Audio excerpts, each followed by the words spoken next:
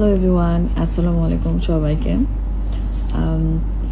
আজকের এই ভিডিওটা বানানোর কোনো ইচ্ছেই ছিল না আমার, কিন্তু হয়তো আপনারা অনেকেই বলবেন যে আপু কে বললো, কে না বললো, এগুলো কানে নেবেন না, আপনি আপনার মতো চলেন।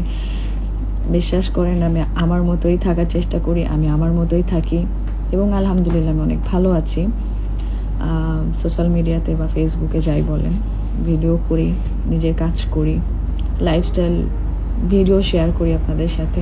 তার পাশাপাশি আমার পার্সোনাল একটা লাইফ আছে, আমি সংসার জীবনে আছি আলহামদুলিল্লাহ।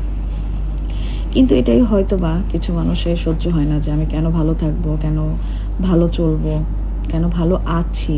কারণ তারা তো আসলে চায়নি যে আমি ভালো থাকি কখনোই, অ্যান্ড এটার জন্য তো তারা অনেক কিছুই করেছে আমার জীবনে, তাই না?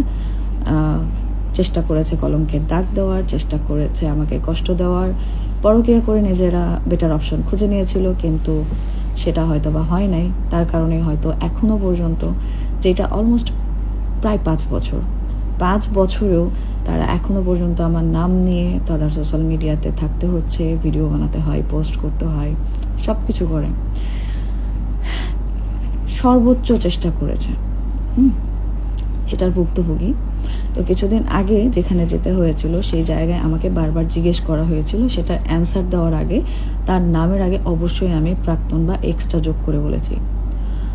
বিশ্বাস করেন, আমার কোনো রুচিই নেই যে আমি ওনাদের নাম নিয়ে খুব সুন্দর করে ভালোভাবে বলবো, কারণ সেই সম্মানটা তারা রাখে নাই। ভাই, যেখানে আমি কোনোদিন 1% সম্মান পাইনি, সেখানে তারা কিভাবে আমার কাছ থেকে সম্মানটা আশা করে?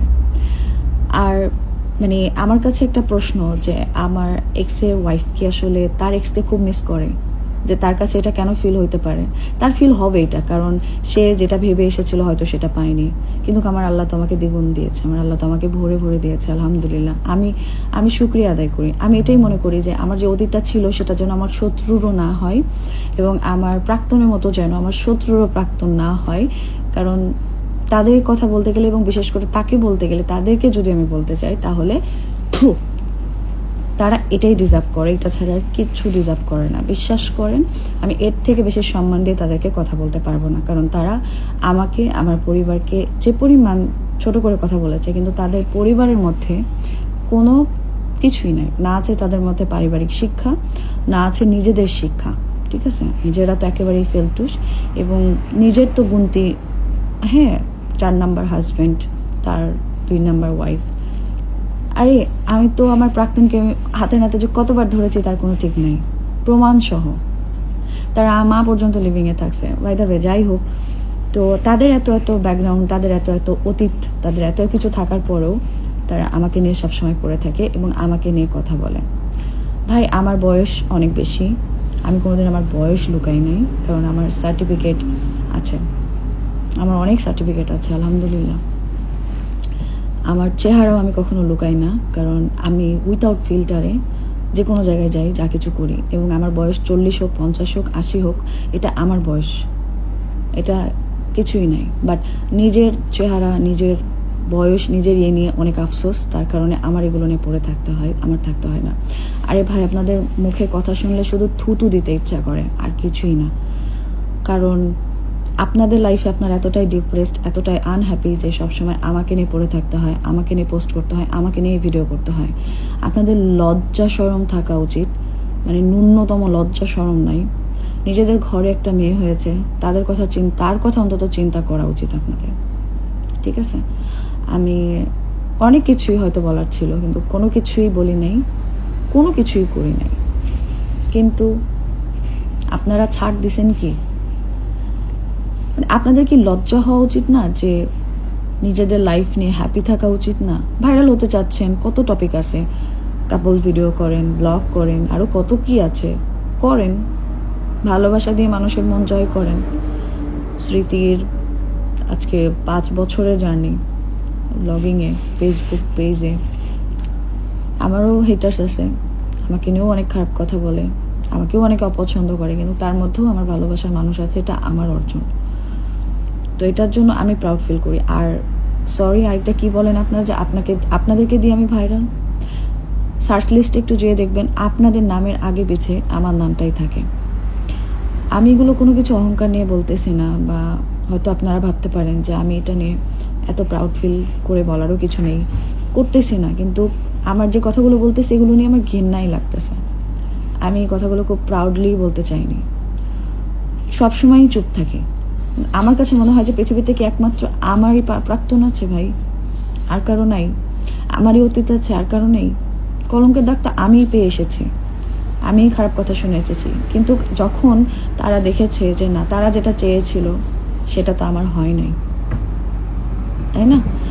একজনের সংসার ভেঙে আরেকজনের সংসারে এসে সংসার করে খেয়েও যদি আপনার মনে হয় যে আপনি ভালো থাকবেন, ভালো খাবেন, ভালো পড়বেন, তাহলে তো ভালো, আলহামদুলিল্লাহ। কিন্তু আমি কারো সংসার ভাঙতে যাইনি, আমি কারো সংসার নষ্ট করিনি। আমি যেমনই আছি তেমনই আলহামদুলিল্লাহ। আমার কাছে এটাই মনে হয় যে আল্লাহ যা করে ভালোর জন্যই করে, ঠিক আছে? আপনারা আমার খারাপ চেয়ে এসেছেন, কিন্তু হয়তোবা জানি না, আল্লাহ হয়তোবা আমাকে ভালো রাখতে চেয়েছে বা আমার নসিবে ছিল, সেটা তো আর আপনারা না মেনে নেওয়ার কেউ নেই, তাই না? আপনারা কে এখানে? তো নসিবে যেটা থাকবে সেটা কেউ খণ্ডাতে পারবে না, না থাকলে সেটা কেউ নিতেও পারবে না। আমার কপাল, আমার ভাগ্য, আমার চেহারা, আমার বয়স, আমার সংসার, আমার জীবন, আমার বর্তমান, আমার ভবিষ্যৎ, কোনো কিছু নিয়েই তো আপনাদের চিন্তা করার কোনো দরকার নাই আমি কেমন আছি না আছি। আরে ভাই, আপনাদের মুখের ভাষা শুনলেই তো থুতু দিতে ইচ্ছা করে। বিশেষ করে শুধু আমার না, আমার মনে হয় সবার, আমার হেটার্সদেরও মনে হয় আপনাদেরকে থুতু দিতে ইচ্ছা করে। বাট অ্যাপ্রিসিয়েট করে, কি করবে, তারাও এন্টারটেইন হয়, আর কিছুই না। তো একটু ভাইরাল হতে চাচ্ছিলেন, ভাইরাল করে দিলাম। বাট এই যে আপনারা আমাকে নিয়ে পড়ে থাকেন, এটা আপনাদের যোগ্যতা, এটা আপনাদের যোগ্যতা। আর আমি আপনাদের থুতু দিই, এটা আমার যোগ্যতা, এটা আমার যোগ্যতা, এটা আমি তৈরি করে নিয়েছি। আমার ধৈর্য, আমার সাহস, আমার শক্তি, আমার স্ট্রাগল, এটা দিয়ে আমি তৈরি করে নিয়েছি, আর কিছু না। হয়তো অনেকেই বলতে পারেন সোশ্যাল মিডিয়াতে ভিডিও করে আমি এত কিছু করেছি, না, এর পেছনে অনেক স্ট্রাগল ছিল, অনেক ধৈর্য ছিল, এবং এখনো পর্যন্ত যা যা করে যাচ্ছে আমার পেছনে বা তারা আমাকে নিয়ে, সেটার জন্য আমি কোনো প্রতিবাদ করতেছি না। যাই হোক, আপনাদের তো বিচার আপনারা নিজেরাই পান, নিজেরাই পেয়েছেন। রিভেঞ্জ অফ ন্যাচার বলে একটা কথা থাকে না, সেটা তো আপনারাই পেয়েছেন, পাচ্ছেন।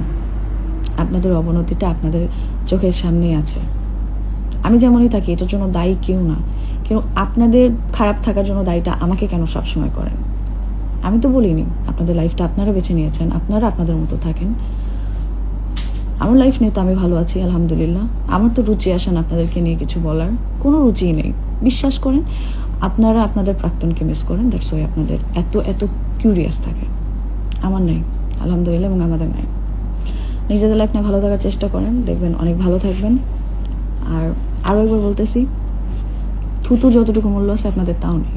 আপনারা থুতুর থেকেও অযোগ্য, অযোগ্য, অযোগ্য, এতটাই অযোগ্য আপনারা।